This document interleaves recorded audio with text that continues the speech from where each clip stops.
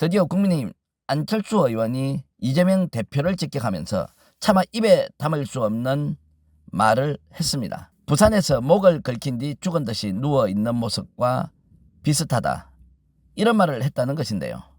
안철수 의원 왜 이러십니까? 정말 안철수 의원마저도 이렇게 미쳐버립니까? 이게 지금 국민들이 원하는 안철수의 새정치의 모습, 조금이라도 0.1%라도 흔적이 남아있다면 안철수 의원 이렇게 하면 안 됩니다. 안철수 의원 자신이 이렇게 얘기했습니다. 자, 유빈 하라리 교수와 대담하는 소식, 자, 이것이 들려왔는데 여기에 대해서 논평을 하면서 공개 토론은 꽁무니를 빼고 세계적인 석학과의 대담을 택한 것은 총을 맞고도 피를 흘리면서 파이트를 외친 트럼프 대통령과 대비되며 부산에서 목을 긁힌 뒤 죽은 듯이 누워있는 이재명 대표의 모습과 너무나 유사한 행동이라고 했습니다. 이게 웬 말입니까?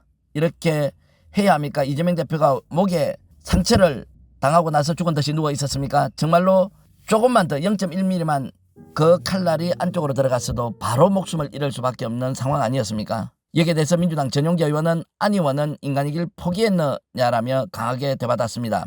안철수 의원은 도저히 용납될 수 없다, 피해자는 생사의 갈림길에서 간신히 살아났다고 했습니다. 전용기 의원 말씀 제가 직접 전화했는데 한번 들어보시겠습니다. 인간이길 포기한 거죠. 기본적으로 살인 미수를 이렇게 당한 피해자한테 그렇게 말을 할 수 있을까에 대한 그런 분노가 있었습니다. 목이 살짝 긁혔다고 표현하는데 실제로 그 현장에서는 엄청난 피가 흘렸고요. 실제로 조금만 더 칼이 깊이 들어갔으면 큰일이 있을 수도 있었을 상황입니다. 그런데 아무리 정치를 하는 정치꾼이라고 하더라도 사람 생명을 가지고 그렇게 발언해서는 안 되는데 안철수 의원은 이번에 제대로 본인이 인간이길 포기했다라는 비판을 받아도 마땅하다, 저는 그렇게 생각합니다. 자, 새로운 정치를 하는 분, 그리고 뭔가 또 민주당과도 정체성이 크게 동떨어지지 않은 안철수 의원이 이런 발언을 했다 또는 페이스북에 올렸다는 것 때문에 더 충격을 받고 있는데요. 네.